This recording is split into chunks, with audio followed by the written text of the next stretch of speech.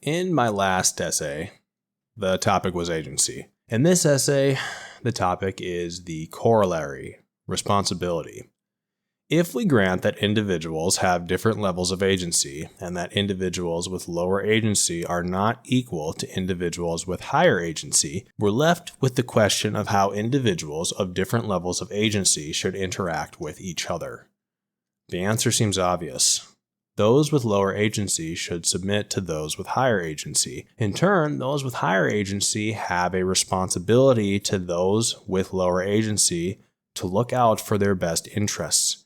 This reflects the natural order of things, and any resistance to it results in chaos. This applies at multiple levels, from interpersonal relationships up to the relationship between mankind and God. I made the claim that if those with low agency don't submit to those with high agency, chaos results. If you require proof for this statement, think of the last time you had the privilege of observing a child misbehaving in front of his or her parents. How did it turn out? Children are low agency individuals.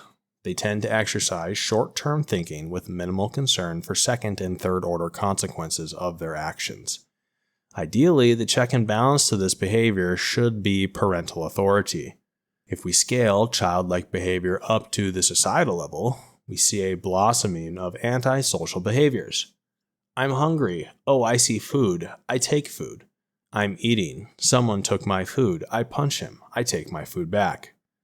This is a simple example, but think of all the competing wants and desires of all the people alive, and it quickly becomes apparent what a disaster we would face if low agency elements decided to start acting out against higher agency elements. Chaos always results. If the failure of low agency entities is to disobey high agency entities, then the failure of high agency entities is to abdicate their responsibility to low agency entities. To demonstrate this, imagine a mother of 4 children under the age of 10. She decides to go to the mall. The children, in accordance with their low agency state, can't help but act out, destroying the house in the process when left unsupervised. They do this because they don't really see the issue with their behavior. I mean this in the literal sense. They truly can't see any issues with their actions. Like a clean glass window, the consequences for poor behavior are there and very tangible, but completely invisible until an unfortunate baseball tries to pass through. Their mother, being an adult, should have foreseen that her choice to go to the mall could have disastrous consequences. Instead of accepting responsibility and sacrificing the trip for the sake of averting chaos, she decided the mall was more important than keeping the peace at home. Now it's time to talk about how agency scales. At the lowest level of our hierarchy, we have the following relationship: father at top, mother below father, and children below mother. The child must submit to the mother and the father. The mother must submit to the father and is responsible for looking out for the best interests of the child. The father is responsible for looking out for the best interests of both the mother and the child. Acting together, this unit forms the nuclear family, which is then the bottom rung of our civilizational structure. Here we have God at the top, followed by the nation, state, country, city, and then nuclear family at the bottom. At each rung of this ladder, sorting should take place for the higher agency members of the underlying group. The city leadership should be comprised of the highest agency individuals from the collection of families making up the city.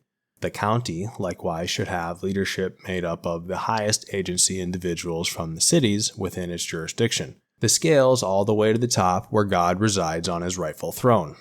God's part in all of this is providing the continuation of reality, along with specific directions for what every rung below him should be doing with their allotment of agency.